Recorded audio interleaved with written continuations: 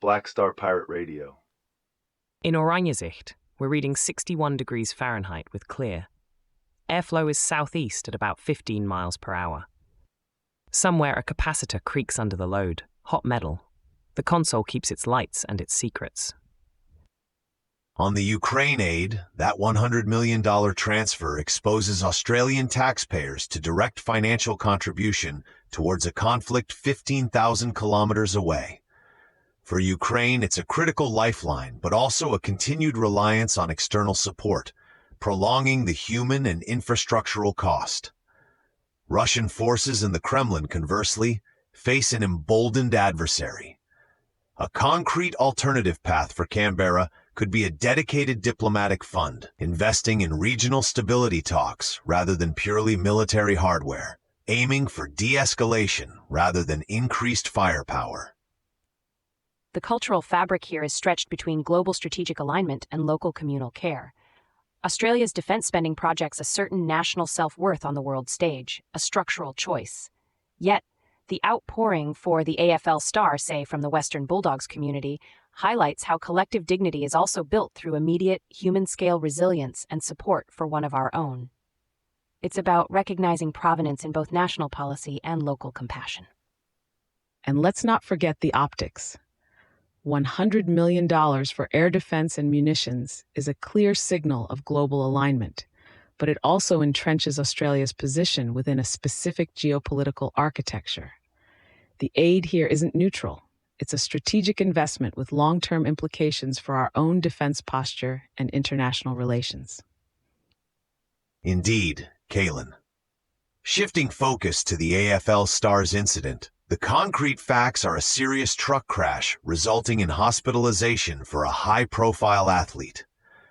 This affects not only the player and their immediate family, but also their club, the wider AFL community, and potentially raises questions for the entire trucking industry and road users. A viable alternative here could be a proactive investment by sports leagues and government in advanced vehicle safety technology mandates, coupled with enhanced player welfare programs that extend beyond immediate injury, covering long-term recovery and mental health. Precisely. The AFL incident pulls focus to our inner architectures of resilience and how we build civic architectures of care. The spontaneous community support for the star is a powerful signal of shared dignity and provenance. It's a structural affirmation that self-worth isn't contingent on performance, but on shared humanity. This integration of logic, the need for road safety and emotion, the outpouring of concern, becomes a complementary vector for building a more resilient society. Patching in a caller, the critical thinker. You're on the signal. Togee, with that $100 million going to Ukraine, what's the actual cost-benefit for the average Australian family? And for the AFL player who shoulders the long-term medical bills for a serious crash like that? Who ultimately pays when these structural decisions are made, globally or locally? Potent questions, caller, about the true vectors of impact. The immediate next move for the Australian government could involve a transparent civic audit, detailing the $100 million allocation's exact provenance and projected outcome, perhaps even exploring a public forum on the nation's long-term geopolitical strategy to ensure consent. For the AFL, the league and player associations could initiate a comprehensive road safety review, perhaps advocating for advanced truck safety legislation, turning this personal tragedy into a structural safeguard for all Australians. This brings us to a shift in civic architecture closer to home. We have already run that tape. Here is the closed-loop takeaway. This election of Janice Lewis-George as DC's next mayor exposes the traditional power brokers and established real estate interests to a fundamental shift in policy priorities. Her platform, focused on expanding childcare, education, and affordable housing initiatives, directly challenges the prevailing market-driven urban development model. This affects every DC resident, particularly low-income families and marginalized communities who stand to benefit most, but also existing property owners and developers who may see their interests challenged. A concrete alternative for DC's path would have been electing a more centrist candidate, prioritizing fiscal conservatism over social welfare programs, maintaining the current trajectory of gentrification.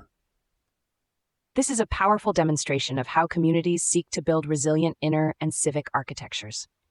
Louis George's platform, by prioritizing basic human needs like housing and education, fundamentally asserts the dignity and self-worth of all residents, not just those with economic capital. It integrates the emotional understanding of communal need with the logical structural vectors of policy, moving towards a civic architecture favoring consent and provenance from all its citizens. While the ideals are clear, the practicalities of implementation in a city like DC, with its unique federal oversight and diverse economic base, will be complex. Funding these ambitious social programs will require sharp discernment to separate viable revenue streams from politically untenable options. The political will of the City Council and potential resistance from established lobbies will be critical hurdles. Call is on. Go ahead. With such ambitious plans for social programs, how will Mayor-elect Louis George fund them sustainably without dramatically raising taxes? And what's the real potential for reversing the current gentrification trends? That's the crux, caller. The next move for Mayor-elect Louis George will involve the immediate establishment of pilot programs for her key platform promises, perhaps a rapid response affordable housing initiative or a universal pre-kindergarten expansion. A comprehensive budget review to reallocate existing funds alongside public engagement forums would be crucial to ensure transparency and build civic consent for new fiscal strategies. Our final signal tonight takes us back to Australia, where Pauline Hanson, leader of One Nation, has made headlines, asserting her party's policy to only fly the Australian flag, not the Aboriginal flag, during a conversation with new Farrer MP David Farley. Immigration was also on the agenda. The concrete facts are clear. Hanson stated One Nation's policy on national symbols and immigration to a newly elected MP. This directly affects Indigenous Australians, who may perceive this as a dismissal of their history and identity within the national narrative. It also affects David Farley, who must navigate party loyalty versus potential local constituent sentiment. The broader Australian public is exposed to a renewed debate on national identity and multiculturalism. A viable alternative would be to actively promote the dual flying of both flags as a symbol of reconciliation and an inclusive national identity that celebrates the provenance of all its peoples. This exchange illuminates the powerful role of myth and symbolism in shaping our civic architectures.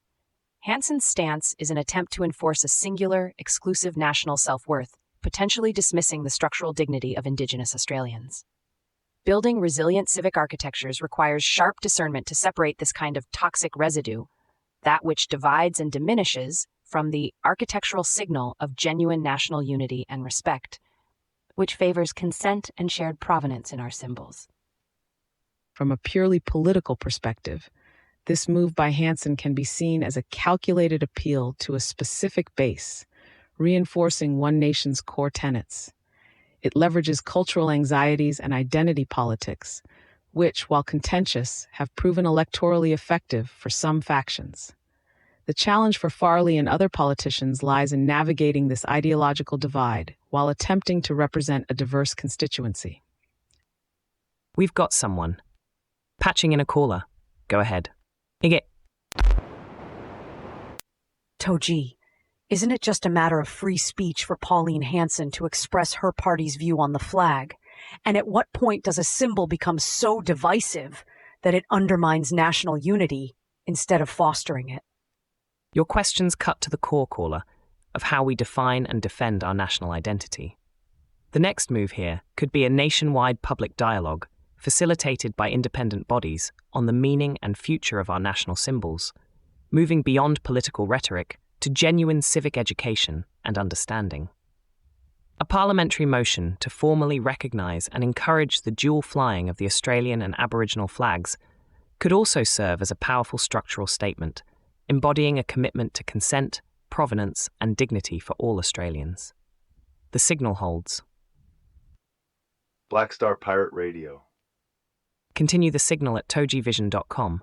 Tune in, Sparks and Stories, Gig Passport.